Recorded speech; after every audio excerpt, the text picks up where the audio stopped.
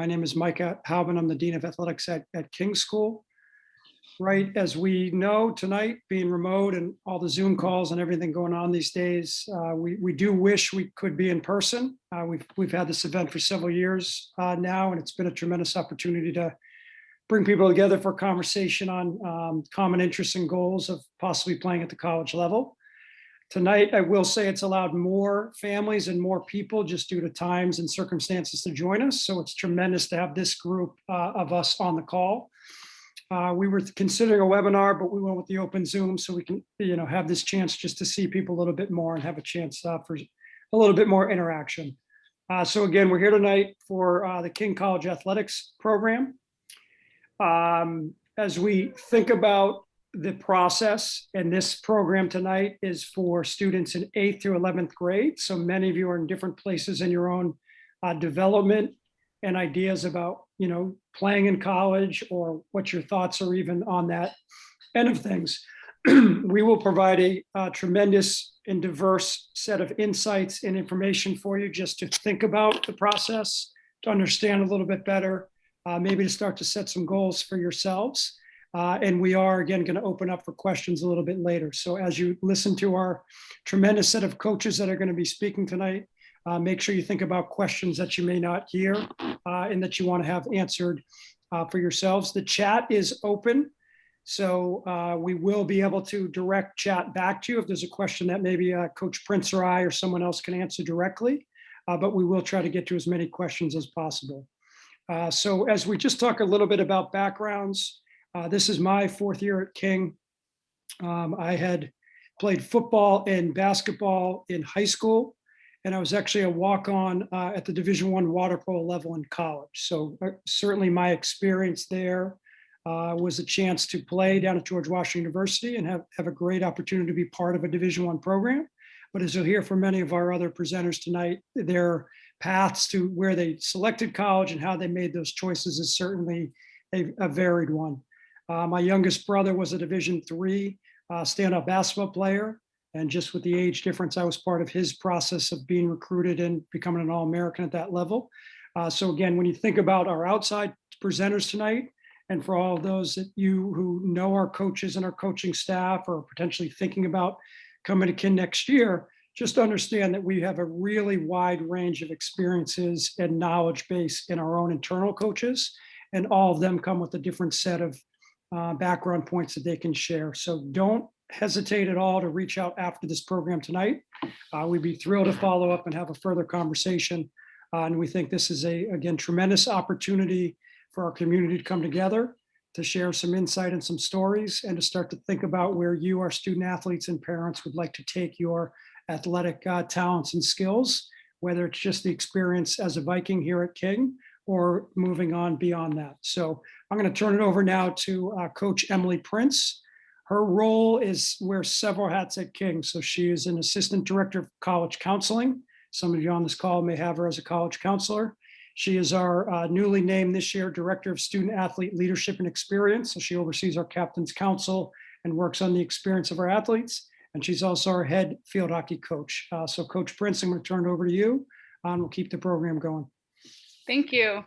And yes, thank you all. Echo Micah's sentiments, and thank you for joining us tonight to talk athletics. Of course, a topic that's extremely important to many of us. I want to share my screen for a second and show you a picture not only of my daughters, but a plaque that is right in front of my turf field at Princeton. When you walk in, it's between the lacrosse field and the field hockey field.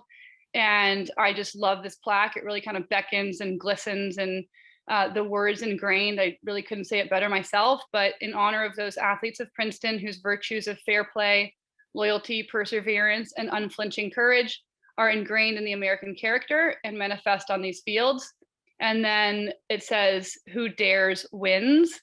So I think it's an homage and an ode to the virtues and the life lessons and education through athletics that now is manifested all over American society and the world, right? The virtues that we learn through sports. Now we have scientists who played sports at Princeton and other colleges.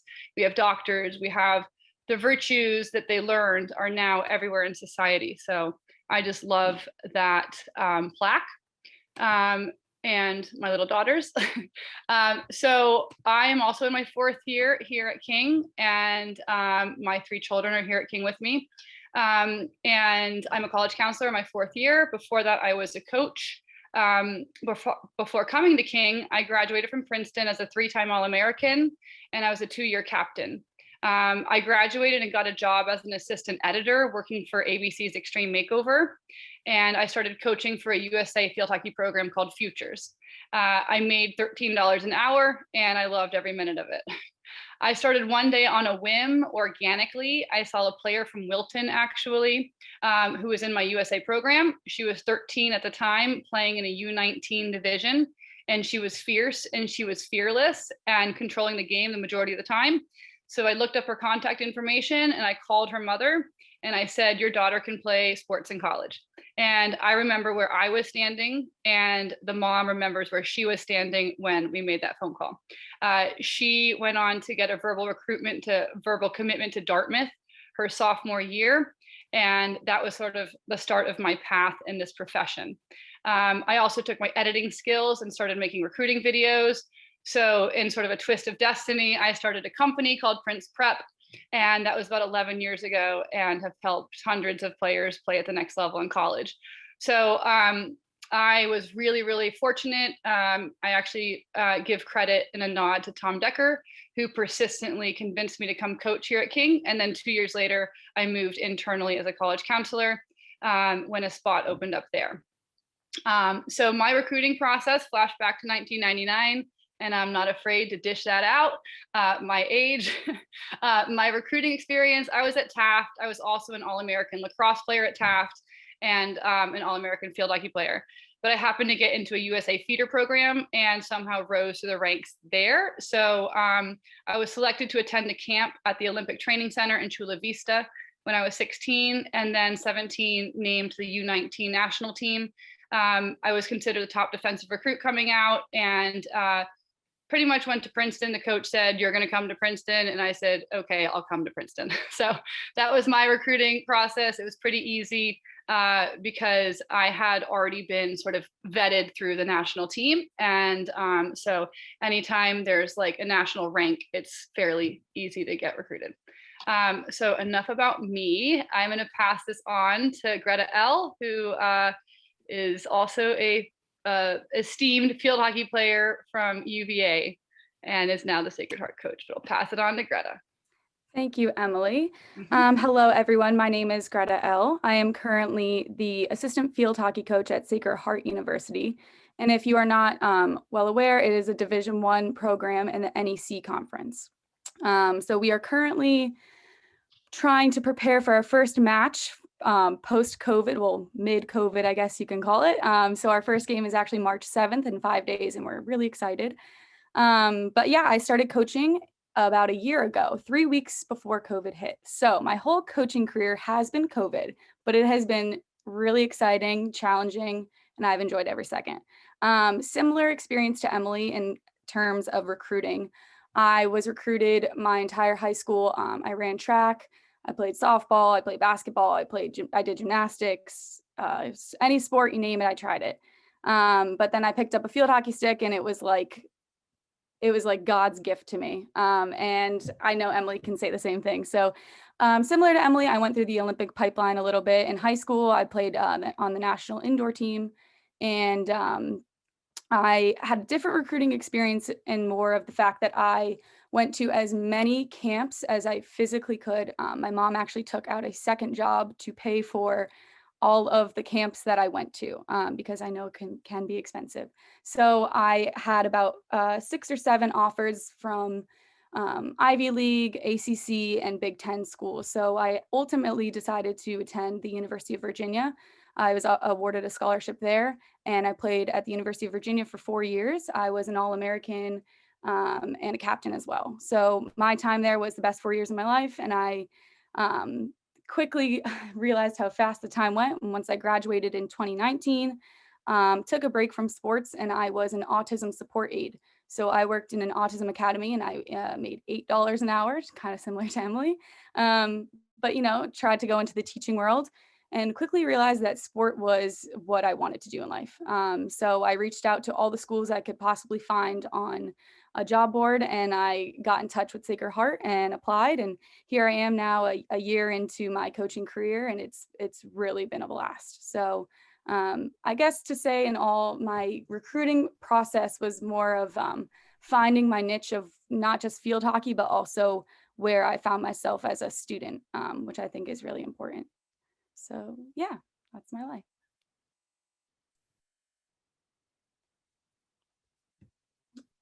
Javier, do you want to intro yourself?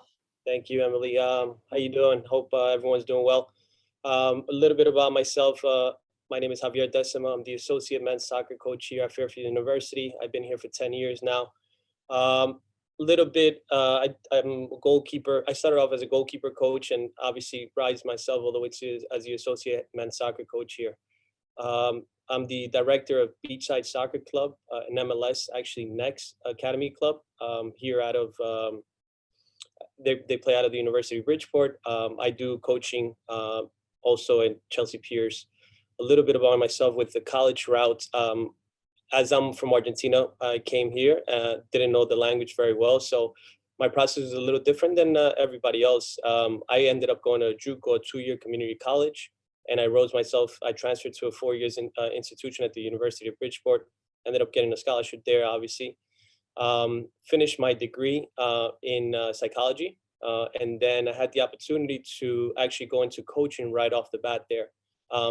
At the time, it was President Salone there, and the head coach, Brian Quinn, asked me to stay aboard, and they would pay for my education as a graduate student to be a graduate assistant coach. So did that for 2 years, finished my degree in counseling, and I got into coaching, obviously local coaching in the area. I was fortunate enough to meet actually the head coach at Fairfield at the time. He was the director of a club called Everton. It was about 10 years ago, a little more than 10 years ago, and he offered me to come aboard and be the goalkeeping coach. It was a volunteer position, and at the time I declined it just because I wasn't going to make any money in college, and I was a working club. So 2 years passed by. He offered me to again, and I took it. And then here we go. 10 years after, I'm the associate head coach here, and looking forward to, hopefully one day maybe get an opportunity to be a head coach somewhere. Great, thanks, Javier. So I think just before we hand it over to a couple King graduates who are now college coaches on the call with us, Emma and I just want to speak a little bit on just some general guidelines and philosophies. And in the chat, you can see the link to the college athletics recruiting packet. Many of you would have received that link after you registered for the program. I believe we sent it out this morning. If you did not see that, again, you can use the link in the chat to open that up. And right, you don't have to take all the time to go through it tonight, but it really gives a general outline and overview of some of the steps that are in place, some of the ways that you can go about the process.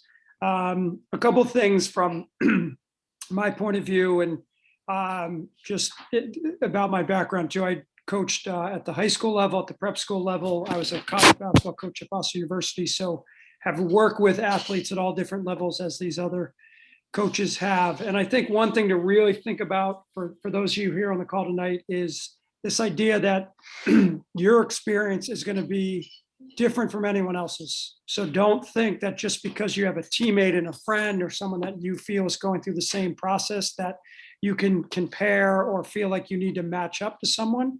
The recruiting process for college sports is really unique, as you heard from Javier, Greta, and Emily. And every one of you will go through something different. It can be really rewarding. It can be challenging at times, but we're here to help, again, provide some context and information. In addition to understanding it's going to be different for each one of you, it's also really important to be realistic. A lot of people have this idea that Division I is where it's at, and that's where I want to be. And that's great for the right person. But as you hear me talk about and the other coaches, it really is a lifestyle choice for your time in college if you choose to be a Division I athlete. Division III provides a tremendous balance of academics and athletics. There's in the Northeast, there's some tremendous Division II schools. They probably don't get enough credit for the type of education experience they can provide. But again, be realistic with what your goals are, what type of school you want to be at, what the environment is.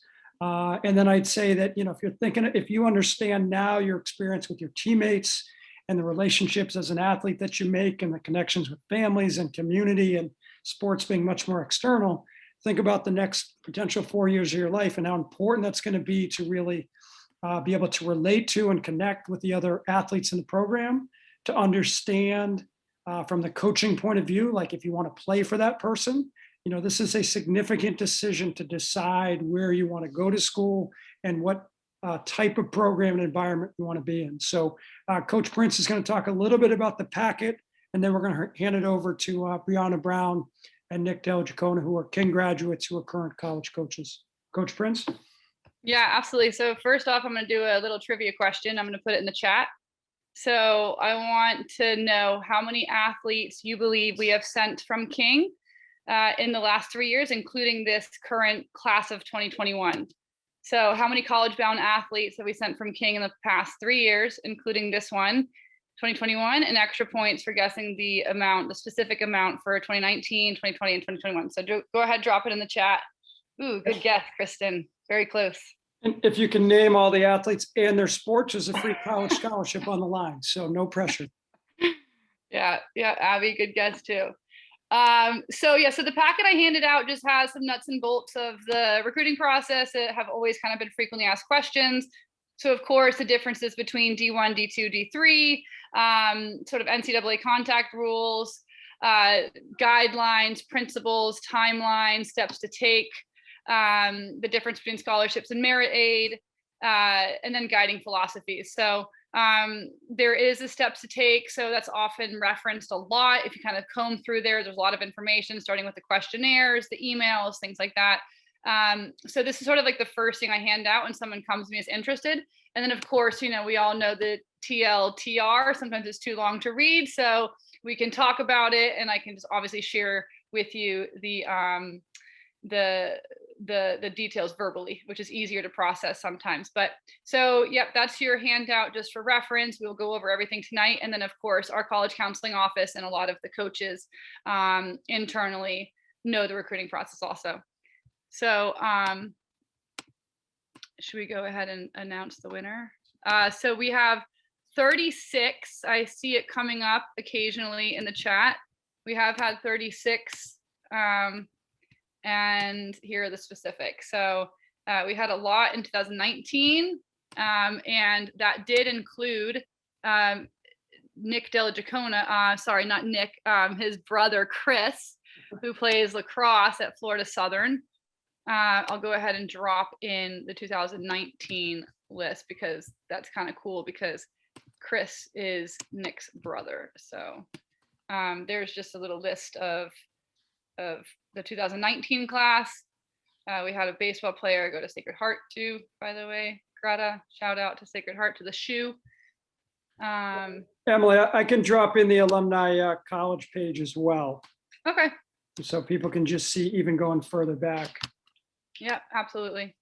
So again, as you look through the packet, as you take it, some time just to process information, we're extremely lucky tonight and really feel that it's an important opportunity for former Vikings athletes who are now college coaches to be with us. And so I'm going to first turn it over to just a tremendous individual that has had I won't steal her thunder with her background. She's a little modest, so we're going to hopefully bump her up here. But Briana Brown is a 2010 King School graduate. She was a phenomenal athlete at King School. I think lettered in any varsity sport she wanted to, but really stood out on the basketball court, went on to Division I scholarship at St. John's University, played professionally some, and I'm going to let her talk a little bit more about her direct experience at King and after, and really a outstanding spot that she's now in with the men's basketball program at Boston College on their staff as well. So Briana Brown, we're thrilled to have you here, and the floor is yours. Thanks, Micah. My name is Briana Brown. I was a former student athlete at King Thomas. Well, King School now. So I started at King my 8th grade year. Before that, I was in public school in Norwalk. So I grew up in Norwalk, South Norwalk, actually. I played basketball, volleyball, and softball. I started basketball in 8th grade. I actually started varsity, was a starter for varsity my 8th grade year. And then I started varsity volleyball my freshman year. So I believe I'm still only the only 2,000 point scorer at King, right, Micah? That's correct. We're gonna, some of these, younger siblings who might, be in like 4th or 5th grade better start scoring some points now, because I'm not sure anyone's gonna reach it for a long time, Bree. Okay, I'm still trying to protect my title. So I'm currently the only 2,000 point scorer, boys or girls at King at King School. Sorry about that. At King School, I got my first letter from college at 7th grade. I've been playing basketball organized basketball since I was 5 years old. I've had numerous championships at King, volleyball, basketball, you name it. We've been NEPSAC champions. I was actually the first person from King to get the Allison Rio Memorial Award, which is the best female athlete in Stanford, the top female athlete in Stanford. I went to St. John's. For 4 years. Actually, before that, I was McDonald's All-American nominated for McDonald's All-American. So I went to St. John's for 4 years. I was a 2-year captain there. I was on the President's Society, which is the top honor society for the whole school. I was Big East all academics as well. I was at the G League for the NBA G League. It was a D League when I was there, but I did production for the NBA G League. I played 1 year over in England professionally. While I was over there, I got my master's in business management. I then went on to Sacred Heart University, where I was director of operations for men's basketball for 2 years. And now I'm over here at Boston College, men's basketball. I'm their player personnel specialist. I work directly with the team, solely with the team and with their academics and anything else that they need. I'm probably, again, Micah's was true that I'm very modest. So I kind of ran through that really quickly. But if there's anything, I was also, my bad, sorry. I was also recruited for Division I basketball and volleyball, and for Division I basketball and volleyball. So that was a big feat as well. Yeah, Bree, if you could just talk a little bit for the group about kind of how that process went a little bit and how you kind of made that decision. Clearly you had a lot of interest to select St. John's and kind of go that basketball route versus volleyball. So I did have a lot of interest in both basketball and volleyball. I started playing volleyball my 8th grade year at King. So I picked basketball because that was always my love of my life. Like, basketball will always be the love of my life. So that was an easy choice for me. I played AAU. I played AAU since I was 8 years old. Traveled around all summer, every summer. So I didn't get to have a regular summer like other kids. So I was always on the grind when I was starting at 8 years old.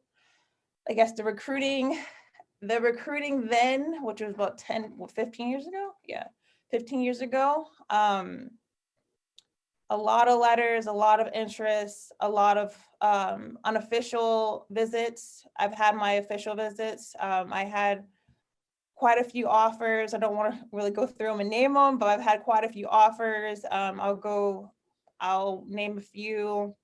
I'll walk through Rutgers, I'll talk about Providence, I'll talk about St. John's, Marshall, had interest from UConn,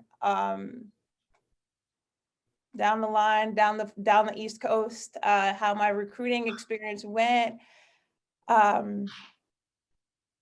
I think it was a great experience. I went to each college, got to experience the campus, got to experience the team, talk to the coaches. I ultimately made my decision between Marshall and St. John's. Marshall was more of a mid-major. St. John's was in the old Big East with UConn, Rutgers, Georgetown, Notre Dame, everything.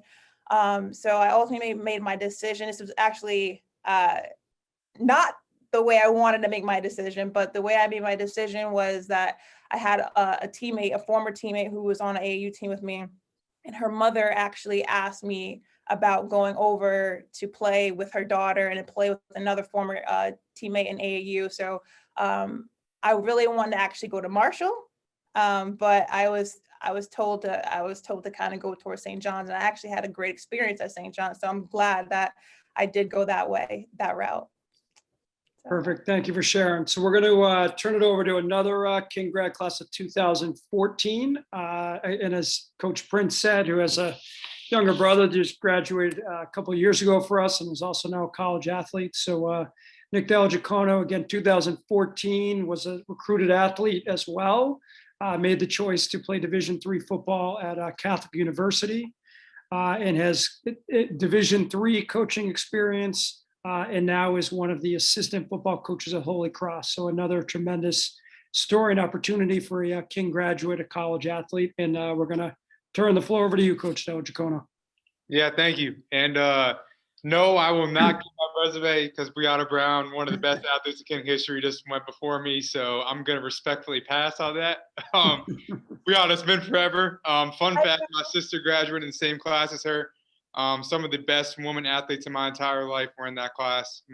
My sister, selfishly, Casey Correa, Briana Brown, just to name a few, were absolutely ridiculous and a way better athlete than I am. So I won't even begin to describe my playing career. But Briana is a walking legend and deservedly so. She'll go before me anytime she can. But yes, so one of 4 to graduate from King School. Shout out Coach Gowin, who's in here somewhere. He was the reason why I'm there. So my older sister graduated with Briana, played softball, like 61-4, ridiculous record, amazing athlete. Little sister played softball and volleyball, won numerous titles. And then my little brother, like we've been talking about, plays Division II lacrosse, and then kind of me. So a little bit of my story. Came to King in 7th grade. My sister was obviously at King before, talked with Coach Gowin for a very long time and, decided to make the trip over. So I did, loved it, best 4-year high school experience, possible. Was a 13-year letter winner, played baseball, varsity in 8th grade, played basketball, football, lacrosse eventually, and baseball.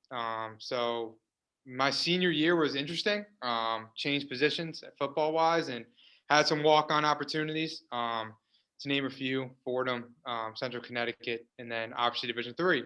So my big deal talking to Coach Gowin, who was in my ear the entire time, was he was like, "What do you want to do? Do you want the Division I lifestyle?" And unfortunately, as a 6-foot, very limited athlete as I was, you go to Division I and you can be on the team and earn your spot and try to be the walk-on hero like everyone talks about, or go Division III and play. So I wanted to play right away. And the old head coach at Catholic University, Dave Dunn, was from Stamford, Connecticut, went to Trinity Catholic, came in, said, "You're a Stanford guy, I'm a Stanford guy, I'm gonna take care of you." And that's all I needed to hear. So went to Catholic, played 3 years there, was a captain, accolades are what they were. Great experience. How I got into coaching, didn't want to wear a suit and tie. So full disclosure, did not want to sit and wear a suit and tie every day. So I was like, what could I do to not do that? Coaching was one of it. Graduated with a finance degree, had an internship in construction management, and was a coach. So my history of changing my major 5 times as well was not your normal avenue to coaching, even though I've been doing it my whole life. Was blessed and fortunate enough to know somebody at my first stint at Muhlenberg College. Shout out Grady Bruchin, who's a King alum as well, who was on their team. Had a great 2-year run there. Went 24-3, made it to the Elite 8 and Final 4. And then, wow, believe it or not, a year ago, I had an opportunity to join this staff and It's been an amazing experience, so Holy Cross is in the Patriot League. And again, my experience is very unique, going for playing in King, playing Division III, getting recruited as a walk-on Division I, and playing Division III, starting coaching at Division III, and now being Division I AA. So had it all. Again, know people who have been absolute studs, way better than me, in Brianna and those people in my life. So I kind of know all ends of the spectrum a little bit. Great, Nick. And one question for you before we start to open it up to question in the group. How do you feel that your experience at King with, high school sports prepared you for stepping into becoming a college athlete? Absolutely. I'm sorry to cut you off. No, go for it. Yep, go ahead. That's a great question. So I thought that my coaches at King were, if not the best in Connecticut, they should be the best in Connecticut. I'll start with who I've talked about the most, Dan Gowin. He knew more football, taught me more about the game of football and the game of life in my 4 years, really 5 years with him.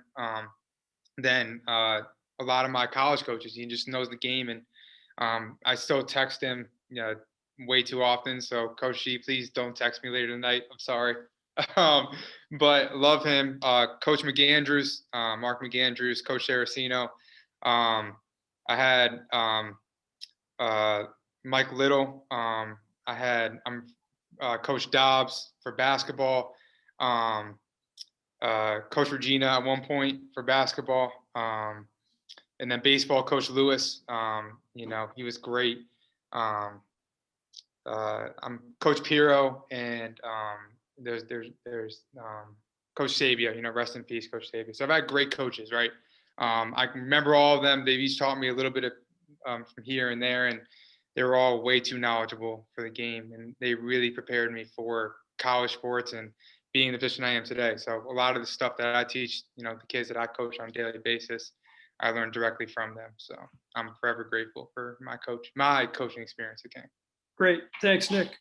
So one thing for those that have come on in the last few minutes, one of the links had those who use the link come up as Emily Prince. So if you see that name on your screen, just hover over the image.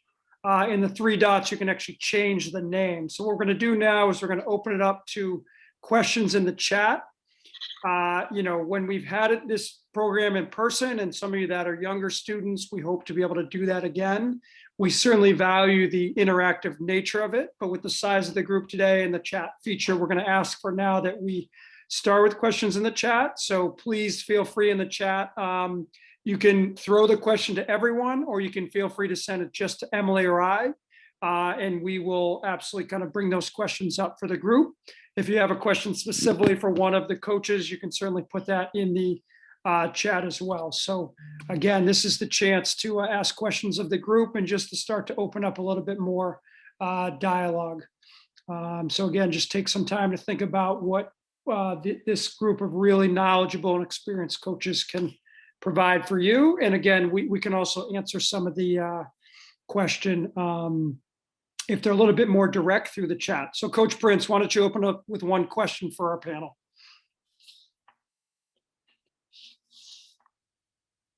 Okay, I'm off mute.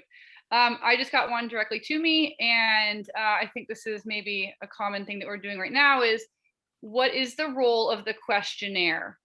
And do any coach want to specifically talk about it? Otherwise, I can ask the coach to talk about it.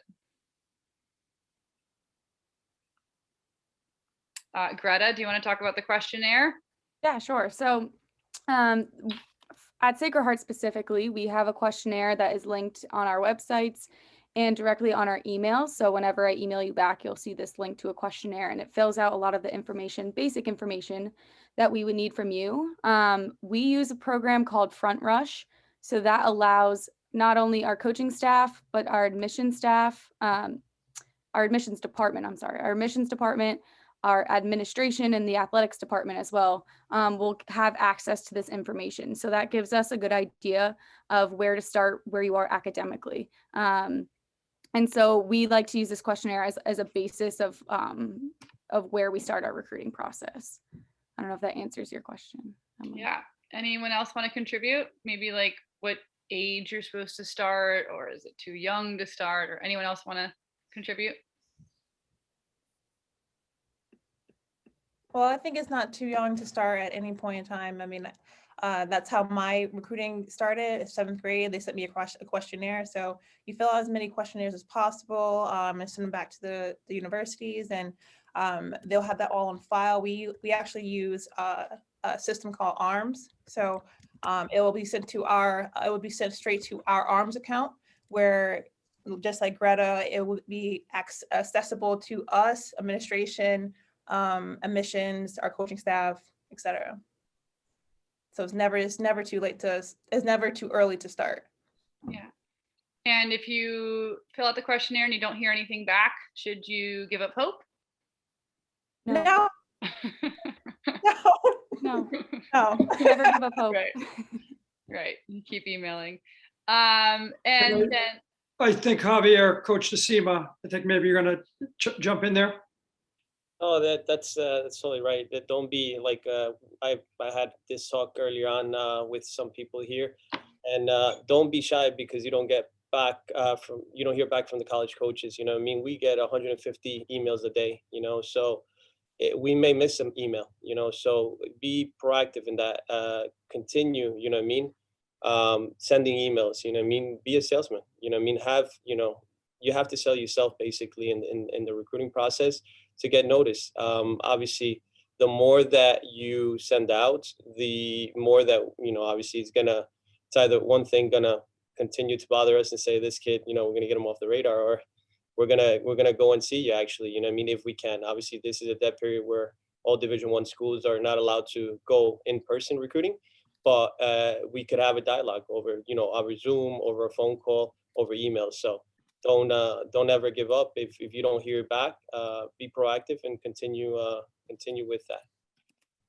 Great. And Ari, we're going to get to your question next, which is a great one. But Coach Decima, we were talking earlier, and the other coaches, about this idea now that with the dead period extended, at least at the Division I level, but clearly for all the divisions being so much more difficult or restricted from seeing athletes in person, how that has changed the landscape now with kind of film and word of mouth and high school and club coaches. So Coach Decima, maybe you could talk to the group a little bit about that type of shifting landscape just under the circumstances we find ourselves in now.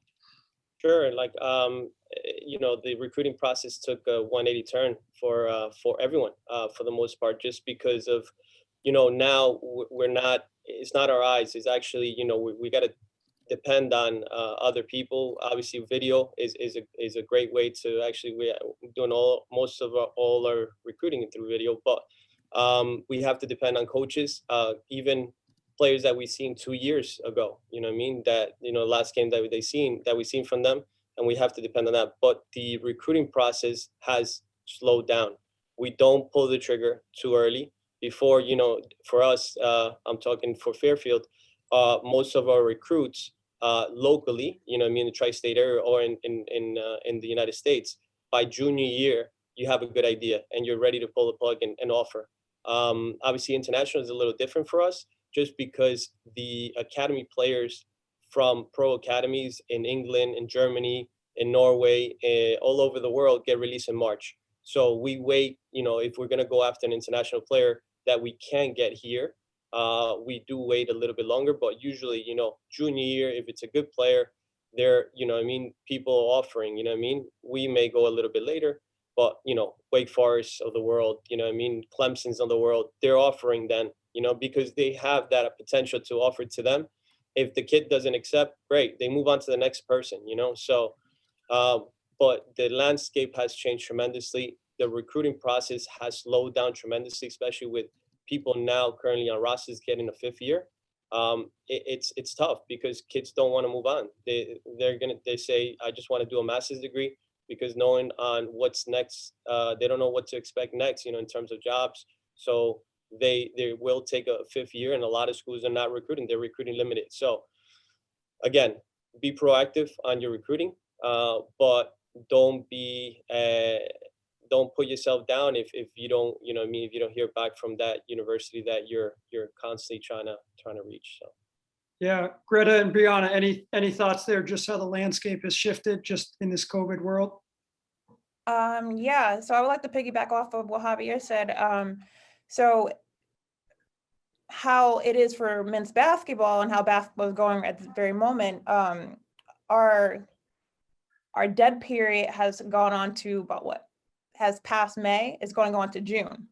So now there's even a smaller gap of a window, about 6 to 8 weeks to July, the end of July, for possibly for coaches to go out and recruit in person. Again, that's not set in stone yet, but that's a possibility. So a big thing on what Javier said was you have to be your own salesperson at this very moment. You have to be out there and actually push out your own content. You have to rely on whoever your AAU coaches are, or your club coaches are, and help and have them get the word out as well. So I actually had a PSA, which is a PSA was a potential student athlete. He sent us all video. We get like thousands and thousands of videos all the time, and content that's always coming to our emails. He actually called our phone to our office and was like adamant about, hey, can I speak to one of the coaches? He wasn't on our radar, but he was the one person that actually got through and was able to and I actually put him through and had my assistant coach look at his film. Whether it's going to go further than that, we don't know. But it was the fact that he did an extra step that made us actually look at his film versus other people. So I would definitely don't be afraid to push as much as you can out there to other people, to universities. Yeah, I was going to add to that as well, Brianna. We had a few girls who actually called or emailed our admissions office and said that they were interested, and then emailed and called our administrators that deal directly with our coaching staff. So they took those strides that you were talking about to make sure that their name and their face was seen and heard, because it's so hard to schedule a tour on Sacred Heart campus right now, and we can't see you in person. So it is really difficult, and you do have to advocate for yourself. But from my standpoint right now as a coaching staff in COVID times, we kind of had to shift our perspective a little bit of recruiting.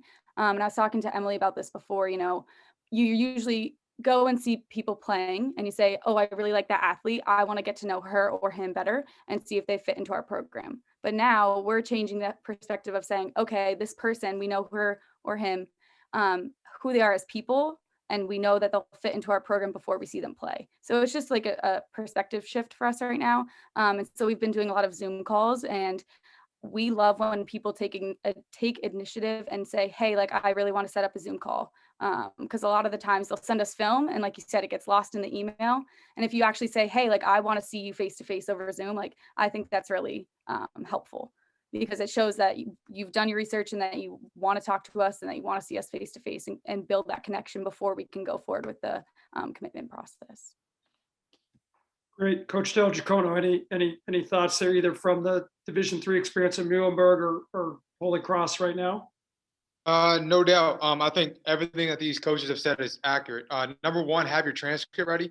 No matter what you do, the first thing, no matter where I've been, has been, what's your grades, right? The better grades you have, the more likelihood you're going to get to any school you want. So grades, as cliche as it is, grades are the number one thing that either cross you off or keep pushing you forward. Number two is have your coach be the biggest advocate for you. I know football is a different beast, but I'm sure all these coaches here will admit that the first people that they call either guidance counselor or the head coach in whatever sport it is, right?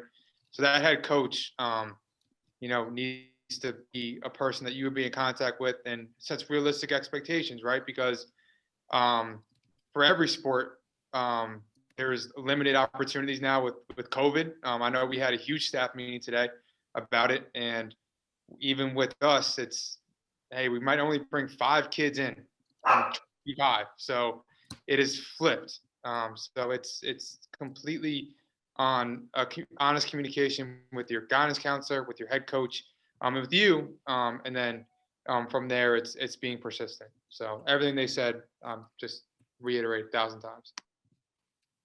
Great, thanks. Coach Prince, you want to ask Ari's question? Sure. Ari was asking if it's important to do research about the academic programs at the colleges and knowing what the majors and minors are, and particularly if there is an area of study that you want to pursue, knowing that that college does have a strong program in that field. I would say yes. I think it's huge, not only to research the school in general before you talk to coaches or see where your interests are. Because I know personally at Sacred Heart, we have a really, really top tier nursing program, but we don't really have too many student athletes that do nursing. And so that's something that we would want to, talk through beforehand, before you commit. Something that's really time consuming at a Division I level, that's a lot of balance. So if there is a specific thing that you want to study, I would be really upfront with that in the beginning and research and make sure that, you're comfortable with that commitment level. But also just being honest with the coaches, like if that's something that you want to do, that's not impossible. It's just talking through those options. But I would definitely research. I think that helps. Yeah, kind of to harp on that. Again, I'm the outlier. I changed my major 5 times, didn't know what I wanted to go into. So looking at Catholic University, they had a general business requisite. I was like, all right, let's do that. So it's looking at the school. Again, if you want to be an engineer, for example, Muhlenberg College is probably not the school for you because they have no engineering program, right? You want to be a nurse, probably going to Sacred Heart, right? So if you understand what you want to be passionate about and dream about, teeter towards those schools. Again, that comes with the guidance counselor and your coach saying, hey, coach, I love engineering and nurses. Like my little brother wanted to be a marine biologist because he watched Animal Planet like 3 times. Again, I don't know why. And he went to Florida Southern because they had a marine biology program. Now he's a business major, right? So it was the honest communication between, for my little brother, Coach Gowin. For me, it was Coach Gowin, for whoever it is, right? And then teetering towards that. So exactly what Coach Greta was just saying. Great, thank you. So we have another question, which I think is really valuable from the coach's perspective, and Coach Prince and I can talk a little bit as well. What do you feel are some of the major differences between the different NCAA divisions when we're talking about the D1, D2, and D3 programs, but also probably, in that same idea of the experience of the athletes in those programs?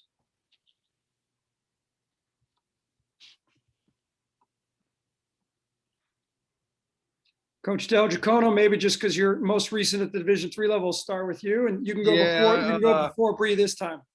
So football, I will say this: the grown men that I deal with now will swallow me whole. They are 6'6", 300 pounds, and I'm 6 foot, 200 pounds.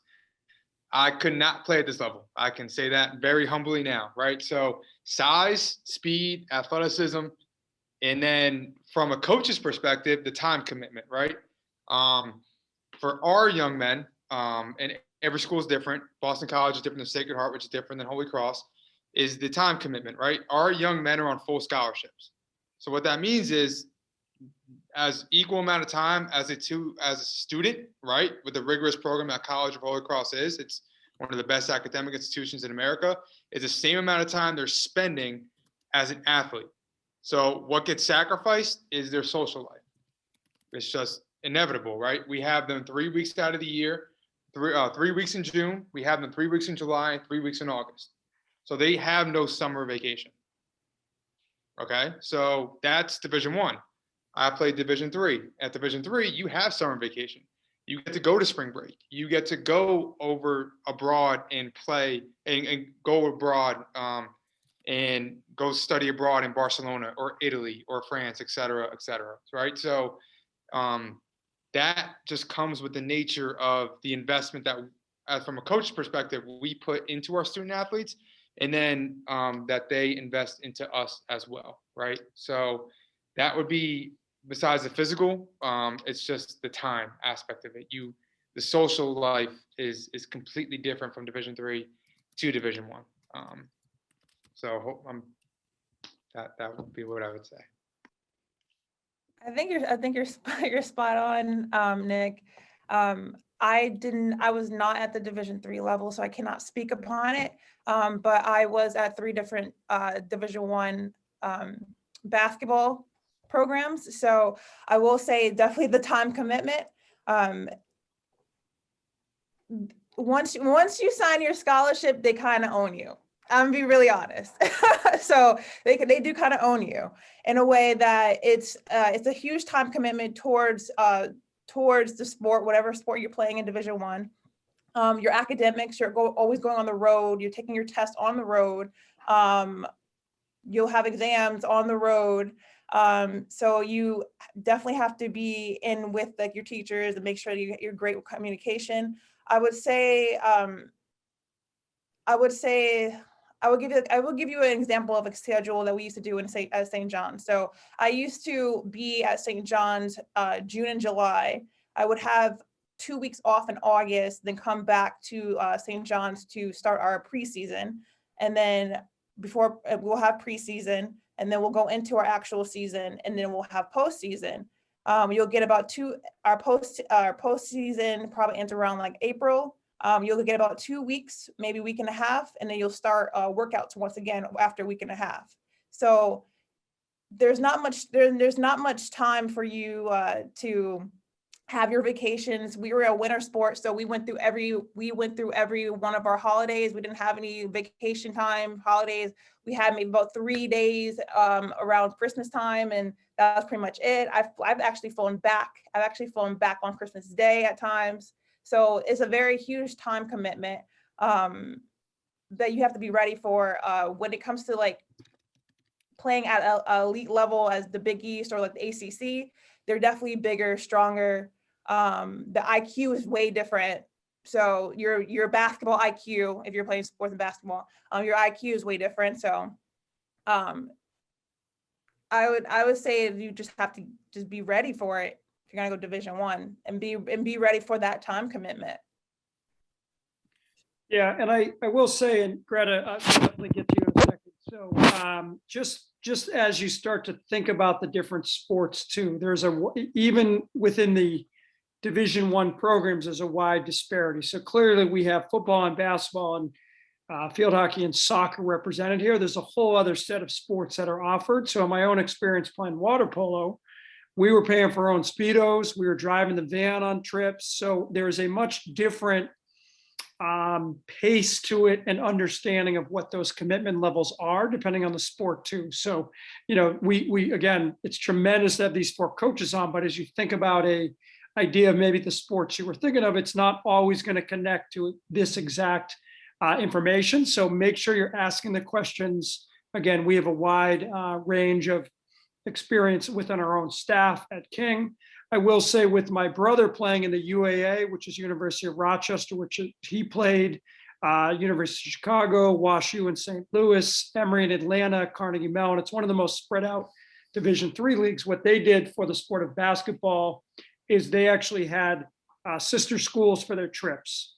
So they would not schedule any academic classes for the students on Fridays. So again, that major is really important. If you had a major that required those classes 5 days a week, basketball is not the sport for you at those schools. And so the teams would travel on a Friday, play Friday night, have a travel day on Saturday, play Sunday morning, and then get back to campus for Sunday night. So there also is a different set of those priorities of the balance there. So Bree's talking about you're taking tests on the road, you're having tutors on the bus, you're missing classes at the upper Division I level. When you think about these great academic Division III schools, we have the Ncaa in New England, the UAA is close.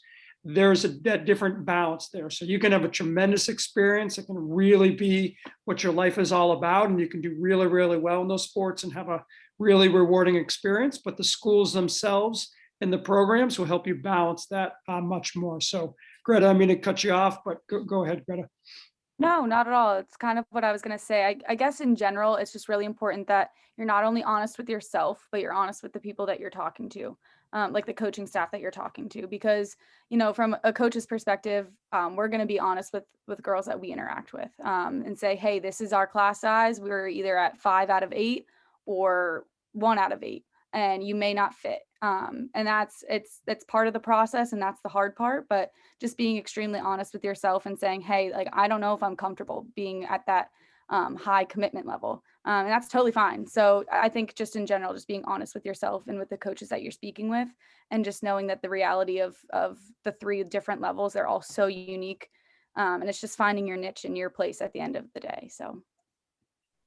Oh yeah, and I would like to piggyback off of to actually add to that is that when I was at SHU as well, so we did a lot of community service, like a lot of community service. So that was a huge part. Depending on what school you're at, I was at I'm at 2 Catholic universities actually. So community service is a huge aspect. So it's not just academics, it's not just sports, but the third thing is community service. So that even that social life gets bumped out even further sometimes. So you're dealing with community service, academics, sports, the media.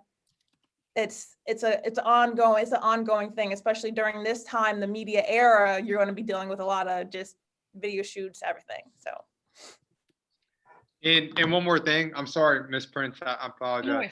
So I know we're talking about Division I, but coming from one of the best Division III football schools, like that's no joke either, guys. Like Division III is still like playing any college sport, regardless if it's NAIA, JUCO, D3, D2, D1, whatever, BC to Catholic University, right? It's a commitment. Like ask any King alum that's played at that level, right? You're asking us, but our opinion is like it's time consuming. Like between August and December, we played and they were ours, right? Except off days on Monday, but even on Monday, you have school, right? So you have morning meetings, you have morning lift, you have afternoon meetings, you have practice.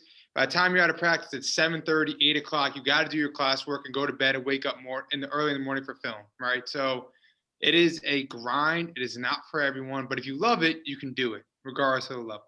So just want to get my deeply love in there. No, I think it's a tremendous point. Yeah. And oftentimes in this program, what we'd say is go out and see those games and, everyone, right? We see the media attention and the big time college Division I sports on TV. But I think for certain sports, if you can go watch a Division III game or go to a practice, and right, this is pre-COVID and we hope post-COVID, it's really important for some of your younger students to get in those environments to see what it's really like.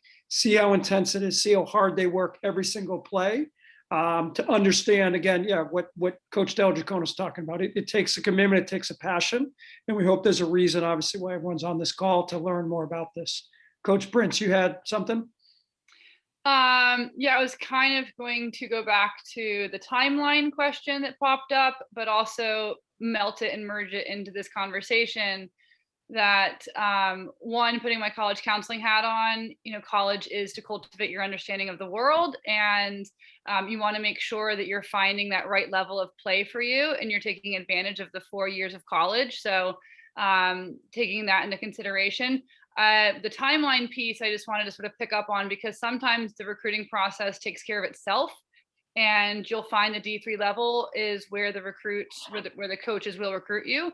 And sometimes we throw out a wide net and we maybe contact D1s, D2s, D3s, and it just turns out that the D1s, you don't quite make that cut, but then you'll make the D3 cut.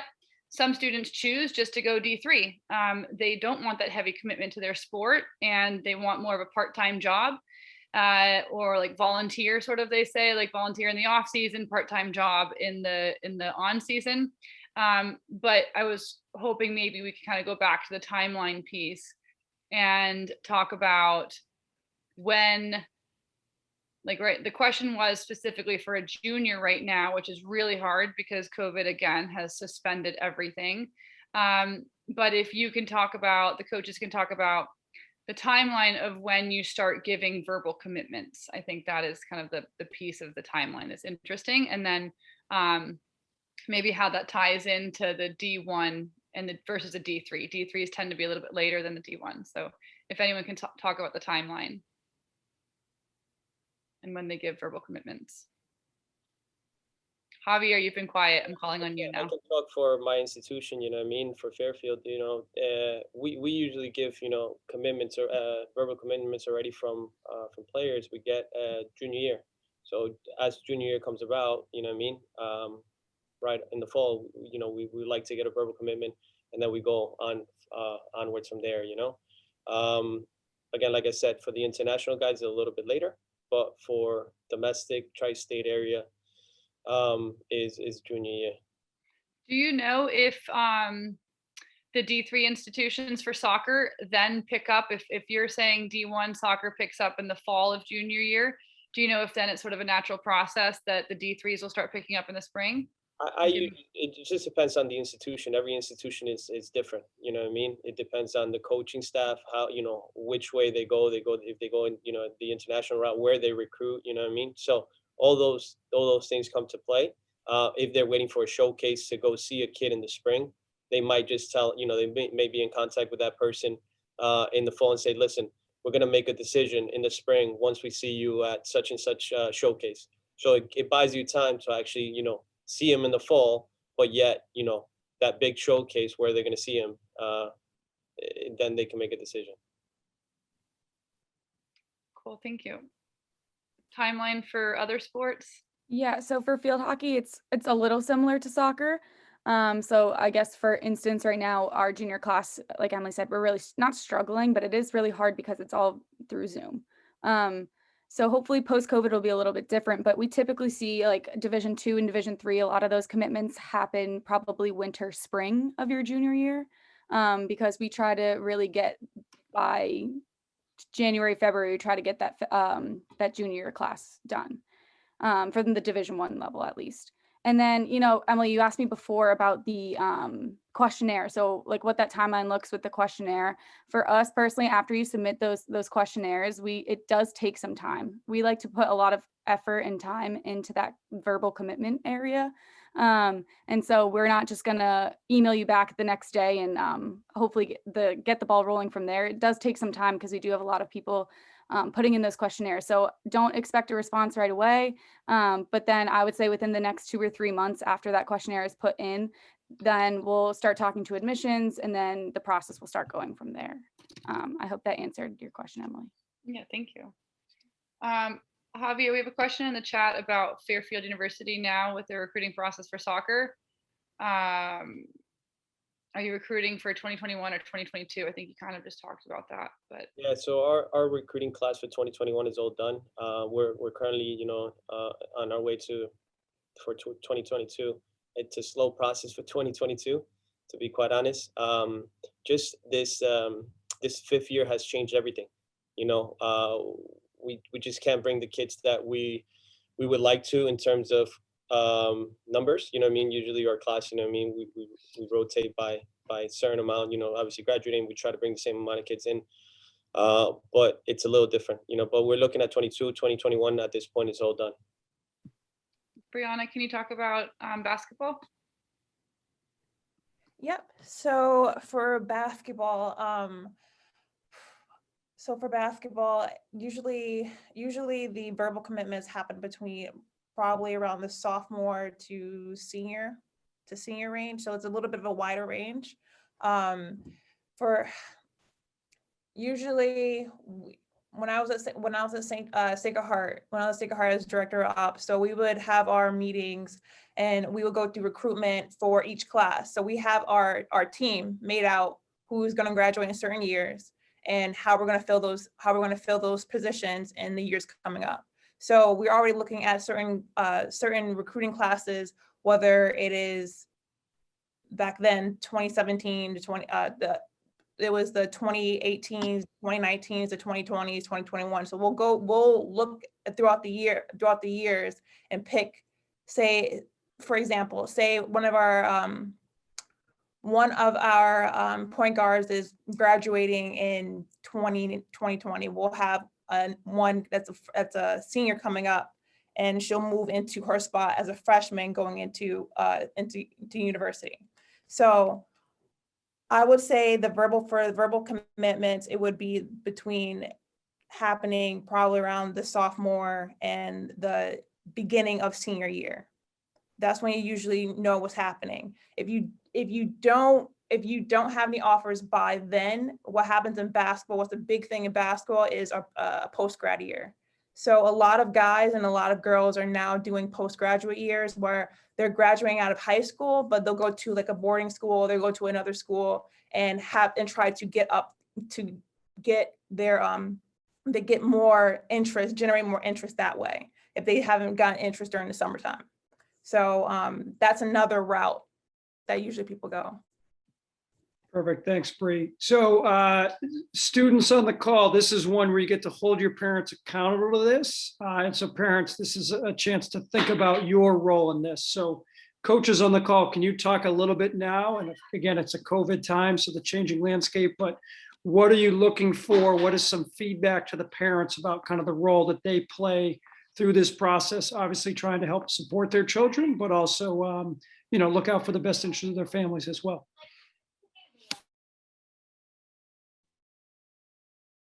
This thing again, football is different. I'll say that 5,000 times. We are so.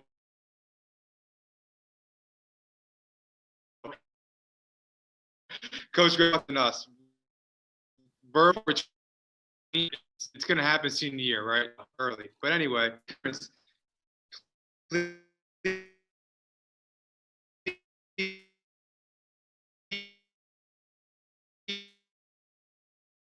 he's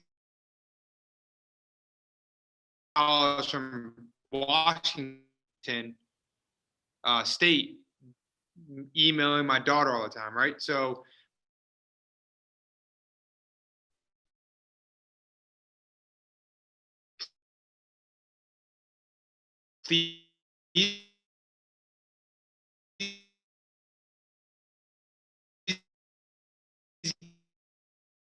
get involved with your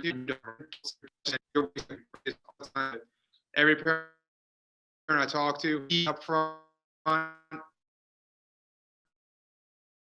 up there and said, hey, who have you talked to this week? What have they said and why they said it? Be active and be upfront. Where is my son on or daughter on your board? Be direct. It's your process. It's our process. It's a two-way street. There's nothing wrong with being very upfront in the process. That's just how we go about it. That's everywhere I've been. It's different other places, but my suggestion is be upfront. All right, thank you. Can we throw in a few quick questions? So one quick question is probably another question is about recruiting from high school versus club teams. So the question was specifically, families keep hearing that the recruiting has to take place from regional or club teams and not necessarily a high school team. Can anyone speak about the difference and why you might need more of a national stage than, say, your FAA team? I'll take that one. So I generate most of my interest, if not all my interest, from AAU, which is technically club.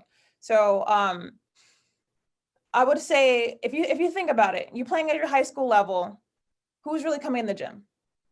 How many coaches are really just going to walk in that gym randomly and try to recruit you? Usually the college coaches that come into the gym for high school students have already been recruited. This is their interest. They're interested in that kid.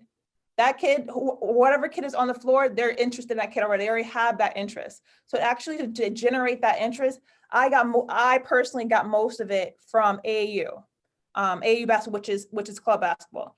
As far as like BC and the Division I for basketball, women's or men's, is usually generated through club or AAU. So for club or AAU, you're usually traveling all across the East Coast, up and down, all across the nation. Actually, you're going across the nation, and when you're at those sites, there's more college coaches densely in that site. So it's a better position for you to be able to be seen by multiple college coaches when you're in the AAU scene, when you're in the club scene. You're not going to generate, not saying you're not going to generate the interest, but it is less likely for basketball. I don't know about any other sports, but it's less likely for basketball on the basketball side of things that you're going to generate your first interest during high school games. Thanks. Anyone else? I could jump on a little bit on this. I mean, for us, I mean, it's similar to what Coach said there, Coach Brown. we a lot of our recruiting, obviously, and you can go to these showcases where it was the U.S. Development Academy teams. Now it's the MLS Next League that's going to come out, and you see every Division I coach in the nation there. You look to your left, you look to your right. Penn State, UConn, anyone that you want to talk about, all the Division I teams are there. But I always say, listen, there's going to be diamonds in the rough. I recruited a kid called Matt Turner. He actually started U.S. national team goalkeeper. He played in January against the Trinidad and Tobago. He was a kid that we saw in a showcase that at this point, it was the 4th tier of the showcase. So think about it. There's tier 1, all the coaches are there.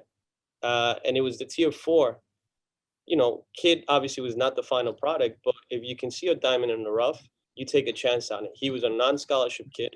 We didn't give him any money. We were the only Division I school actually that gave him a roster spot. He ended up coming here. He was here for 2 years, was, a backup for 2 years. After that junior year, he ended up starting. He was a goalkeeper, led the nation in save percentage and led the nation in clean sheets, He didn't get drafted out of Fairfield. He ended up going on a trial to New England Revolution. They took him as the 3rd goalkeeper. 3 years later, he's the starting goalkeeper for the New England Revolution, and he was able to start for the U.S. national team. So there's always places. I always say, listen, the coaches obviously go to where the best product is, right? So I'll put it in the parents' terms. You guys go to Whole Foods for the best food, but I'll tell you, in ShopRite, you might find something good as well. You can't always. We don't give up as coaches. We always have to go find. Our jobs is to find that. Not every player is a final product.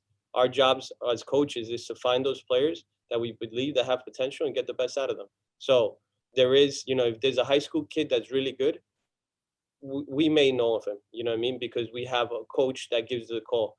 Maybe they don't have that much exposure, but, we may get a call from them and then they end up here, so I always say, it's a challenge sometimes, when parents come up to me and say, what should my son play? Should he play, in the academy, or he should play in high school?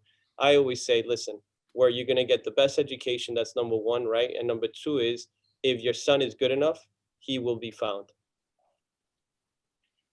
Yeah, thank you. Yeah, thank you for that. We did have along a little bit of a similar line, but I think on that idea. So we had a question just about, what happens if you don't get recruited, right? So I think you could all speak about your own experiences. I know when I was coaching at Boston University with women's basketball, if students weren't recruited and they ended up coming to BU because that's what they wanted to be, we did hold open tryouts. So there's that opportunity. There was the large intramural program, which can be pretty competitive, but obviously a little less intense. And then certain sports and certain schools also have really high level club teams as well that travel and play. So I think coaches, maybe if one of you has a good set of, points that you might want to make there about that athlete that's not recruited. We do say at King that there's a spot on our teams for every athlete, no matter their background and skill level.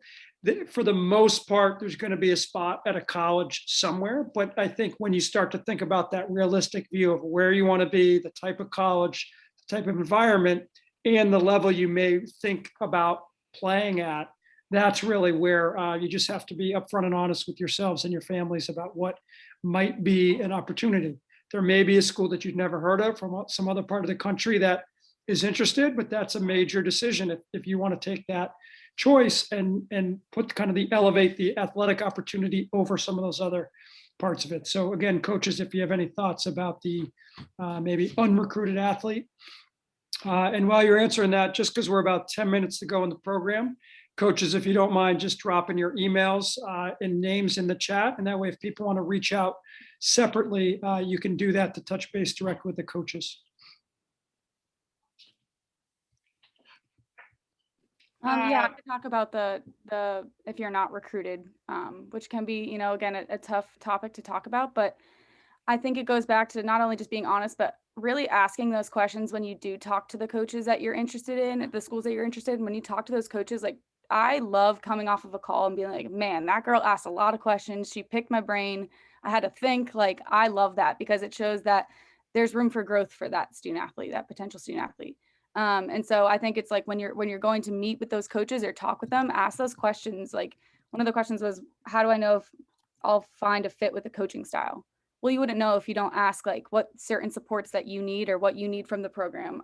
So just in general, like ask the hard questions, be upfront and say, hey, do you find me fitting in your program? How many students have you recruited? Where am I on your list? Like ask the tough questions, because it's going to waste your time if you don't. So I think just, again, being really honest and saying, hey, where do I fit in?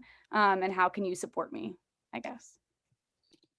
Yeah, I think piggybacking off of that, each sport is different. Again, I keep referencing that, but for a goalie, right, in field hockey and soccer, you can be very cut dry to the point. How many goalies do you have in your roster? They have 5. You probably don't want to entertain that school. Coaches, I'm sorry. But I gave that advice to my brother for Florida Southern. He was looking at Tampa. They had 6 goalies on the roster in the cross. I said, you can go there. You can have a great time, but probably shouldn't, right? It's the same thing with all these sports. How do I fit? Where do you see me fitting? What support system do you have academically and athletically? What happens if I get hurt? The number one thing I tell kids all the time is if you get hurt, God forbid, right? We all don't want to talk about it, but it happens in every sport, especially football, okay? But if your daughter or son gets hurt, can they see themselves enjoying that university or college for 4 years without sports, right? Is Fairfield U, if you take away soccer, the school you want to go to? If the answer is you can see yourself there without soccer, then you have your home and then you do whatever you can. But if the end all be all is to play sports, then you have to have an honest conversation. Like for myself, I could not play at Penn State. Silas Fred was a hero of mine. I could not play at Penn State, but he could. So when they did answer my emails, I realized very quickly I'm not going to BC like Kevin Pierre-Louis, and I'm not going to Penn State like Silas Fred. So I changed my thought process. But I was honest, and it took a coach and Coach Gowin to humble thyself, and parents who humbled me again, and to tell me, hey, you will focus here because this is where you're going to enjoy yourself the most. So it's honest communication, like Coach Greta is saying, and it's very, very to the point conversations. There's a quick question that came in about camps and exposures and clinics and things like that. Can someone speak about camps as part of the recruiting process? Yes, and yes. Do them. Yeah, They don't hurt. They don't hurt. They They do not hurt. Right. The more camps you go to, the better. You're going to find somebody, and then go up to that coach and say, Coach, I'm interested. I don't care if you've never heard of the school. Just go up to them. That's just my opinion. Coach Del Jacono, can you differentiate that a little bit with the external, like, outside organization that runs a camp versus like a school-based prospect camp? Oh, again, football is different. So I cannot speak to AAU circuits. I cannot speak to national teams. Like Coach Javier, you intrigue me. I want to sit down and know what the national team is. I know nothing about it. All I know is that if the University of New Hampshire has a football camp, if you're interested in University of New Hampshire, go there, because there will be 25 other Division III schools. There'll be 10 other Division II schools, and there might be a BC that drops in, right? So for the college-run camps, go to them. So if you're interested in Fairfield U, right? Go Stags, right?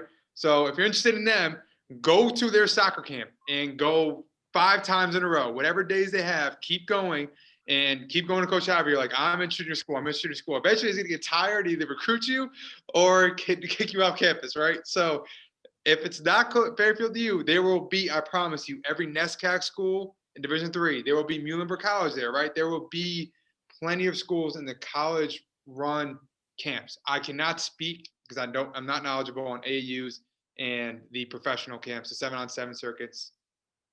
I don't know. I'm not knowledgeable on that. So.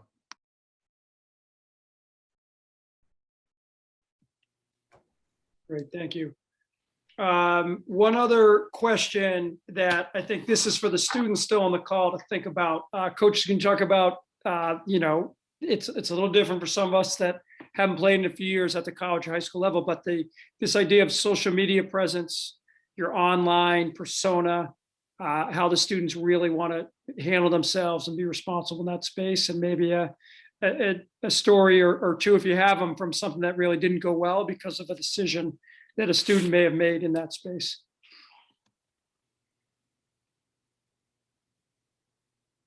Javier, you look, yeah, Coach Decima, you look like you may have an example there for us. No, just, I would advise, every person on this call, the kids especially, just be aware of what you put on your social media. What you put today can come back and bite you, a couple of years from now. So just be aware of what you put. Also, believe it or not, we ask you in those questionnaires to put to put your, your Facebook, your Twitter, your any kind of information. We ask you for that information because we look into that. We look into what your social life is about, right? You could be a great player, but ultimately, we got to recruit on personality as well. And if we see some posts that don't, pair up to what we're looking for, we're not going to go after you. It's that simple, So just be aware of that. Be conscious of what you post in obviously your social media, because it will come back to bite you.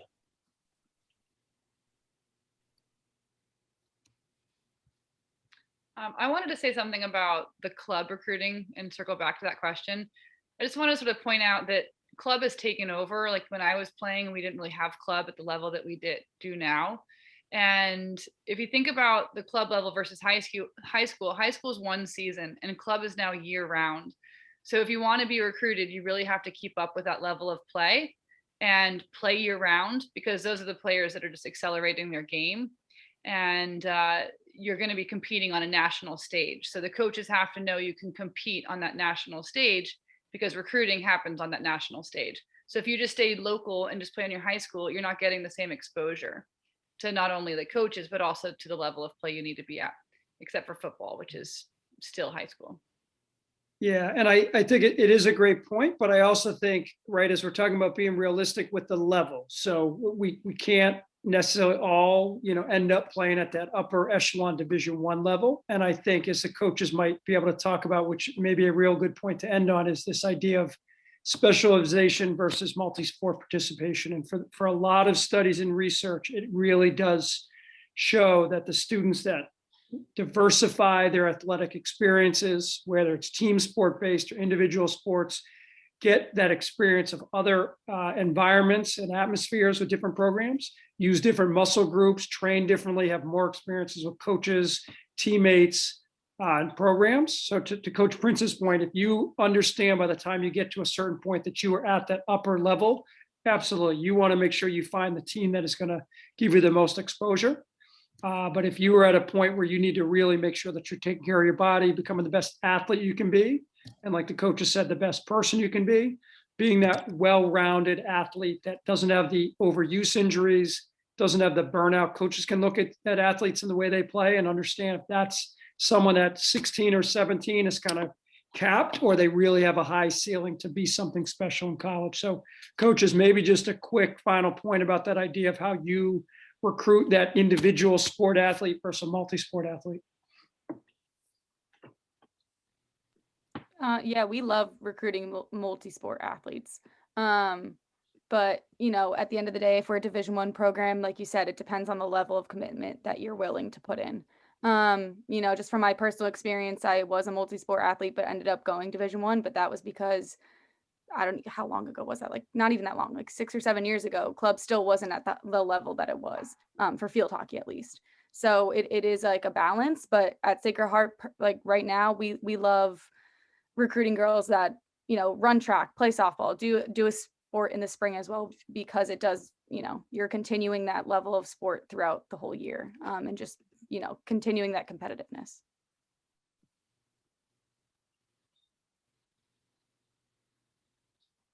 Coach Jacono, any thoughts there, just from your experience with the multi-sport kid, understanding that football is different, right? No. Please play multiple sports. Please. I mean, again, just from my knowledge of King, the best athlete I've ever seen in my entire life was Briana Brown, right? And she was recruited Division I for volleyball and basketball. Like, guys, what are we talking about? Like, anyone can play two sports. Sowers Red played two sports his entire life. Best football player with Kevin Pierre-Louis. He played two sports. Eric Jordan played three sports. Like, guys, play multiple sports. It doesn't hurt, right? If you're good enough, Coach Javier said it, we will find you, right? all of us are clearly either in our office or doing work right now. So we will find you, right? That's our job. That's what we get paid to do. We will find you, but playing multiple sports, it helps. Perfect. So coaches, as we wrap up here, any kind of just last words or any other feedback at all for the group here? Enjoy the process, because I think looking back, like in hindsight, yes, was it stressful, but like, man, what I wouldn't give to go through that stressful time right now. Like that was like the best time of my life. And it's ultimately your journey. So enjoy it because it goes quick. Yeah, and don't be afraid to ask your questions. Don't be afraid of anything. Just literally put everything you guys got into the recruiting process, put everything you got into just your sport, and just have fun with it. Like it's the once in a lifetime thing to go through, and like it's fun. Like it's not just business. This is like your next step, your next chapter in your life. And so like have fun doing it. And yeah, just have fun. Two things. One, for the parents, number one thing, let your kid do this process, right? As much as involved as you should be, at the end of the day, let them, guide where they want to go, right? We all have Division I dreams, right? Hopefully one day I'm blessed enough to have a son or a daughter. I want them to go to Division I, but if they don't want to go to Division I, it's cool. Let them go to Division III. And then for your sons and daughters, just like they said, enjoy it. There's no other time there's gonna be a bunch of random people telling you how amazing you are, because I wish someone would tell me how great I'm doing right now. You know what I mean? So like, again, it's a fun process. Enjoy it, soak it up, but let the kids just enjoy it, and let them make the decision. So many times I hear parents saying, my kid's going to Duke. Well, it's January 1 and Duke has already filled their class up. He's not going to Duke to play football. So again, be realistic, ask tough questions, and kids enjoy it. It goes downhill from here. I was kidding. It's a fun time. Yeah, I just echo all the coaches there. Yeah, just enjoy the process. It may be a stressful one in terms of that, but just have fun with it. Enjoy it. You know what I mean? It's something that your son or daughter may remember for a lifetime. This is a opportunity that those 4 years, believe it or not, they're gonna meet their best friends. They're gonna have broken hearts. They're gonna have maybe broken legs. Who knows? You know what I mean? But it's a great process. Make sure the academic is the right fit, right? The academic is the right fit, because like Coach Nick said, if you go for the sport and you get out of there with a degree that it's not valid for you, what are you gonna do? It's not about your 4 years there, it's about your 40 years after. So trust, right? Not every single player that goes to Division I will play professional. It's not, it's a small percentage. So make sure you focus on the education. And if the opportunity arises to be a pro, then let it be. But look after being a pro, what do you have there, right? That education, no one would take it from you. All right. Oh yeah, I'm sorry. Last thing, take your time. A lot of people decide to rush through this process, and a lot of people go and jump for the first offer, a second offer, because maybe they don't think they're going to get something else. Take your time. Okay. Weigh out all the options, weigh out your academics, weigh out what position you see the coach sees you on the board, but don't rush it. People get in a lot of trouble, or people get in rush their decisions sometimes because it's a big name here, or this person might not get this offer later on, or like, no, if that coach wants you, that coach is going to stay with you until you say no to them. So take your time with this process. Brianna, can you say that again? Because please say it again. And visit the campus. Like, don't commit somewhere without visiting the campus. That doesn't make sense to me. Like, if you don't want to be in the major city, don't go to Columbia. Okay? Like, Yes. Just visit the campus. Like, drive. Oh, exactly. On top of it, visit the campus. Not only talk to coaches, but talk to the teammates. Yes. Who are going to be your teammates?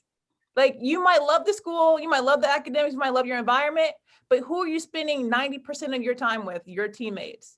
So if you do not if you do not try and DM them or get them on the phone or call them or try to connect with them, if you don't connect with your teammates, it's gonna be a little more of a bumpier ride. So talk to everyone around in the program, and your teammates are gonna be your best friends, or you're gonna hate them and you don't wanna hate them. So go in, like again, take your time in this process because there's a lot of things that go into this. So Coach Prince, I don't think there's much else that we could say any better in closing, but just want to give you the floor for a minute for any wrap up points. No, that was great. Thank you. I think there was one question that we didn't get to, which was the social life of the team. I think it was sort of insinuating that they're missing out on socializing otherwise, and the team is really their main social life. But I think Brianna just touched on it a little bit, that it's truly like the sisterhood or the brotherhood on the team, and they're working together to accomplish their goals, and it's a beautiful thing. But make sure that you are compatible before going into it. No, just thank you all very, very, very, very much. And we really appreciate all your valuable insights. And yeah, that was fantastic. Yeah, that's it. Yeah, so I just want to make sure we acknowledge the 4 coaches with us tonight. Just a tremendous job. You gave us a lot of time tonight, and we know you're all, as you guys talked about, it looks like each one of you sitting in your office right now. So those of you thinking about coaching down the road, it's not a 9 to 5 at all. So, if anyone wants to reach out and just say thank you, they put their emails there, but really just a tremendous job. We appreciate the insight, the time, all the valuable information you shared. And I'd say again to this group that's still with us, please reach out. We're always available. We have coaches, we have alumni, we have graduates, we have people that are connected to our programs that want to help support you, want to help provide more guidance and feedback. So just let us know if you have questions. If it's more specific to a different sport, we're going to find someone that's going to know what they're talking about on that. And we're going to do everything we can to support you, students and parents, kind of in your goals as you move through King. And I would just say one thing to think about is think about legacy too. Right, you want to, like the coaches said so well, think about that experience and what you want to put in and accomplish out of it. And at King, there's many, many students that have come before you and come after you, and at the college level too. But you need to decide what you want your legacy to be in those moments when you have this chance to take such great advantage of these opportunities. So again, thank you everyone for the time tonight. Again, if you have other questions, feel free to reach out. We appreciate everyone. We look forward to seeing everyone soon, hopefully post-COVID, and a few more Zoom calls. And have a great rest of the night and enjoy the warm up here in the spring weather coming soon. So thank you again, everyone.